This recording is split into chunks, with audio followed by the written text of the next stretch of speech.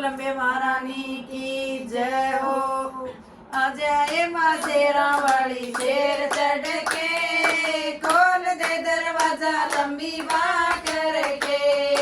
अजय माँ शेरा वाली शेर चढ़ के खोल दे दरवाजा लंबी बाँ करके। तेरे भवन में तुलसी का पेड़ा, तेरे भवन में तुलसी का पेड़ा भर भर लोटे सींच देइए। अजय भवन में बेड़ा पार करिए, भर भर लोटे सींच देइए। अजय भवन में बेड़ा पार करिए।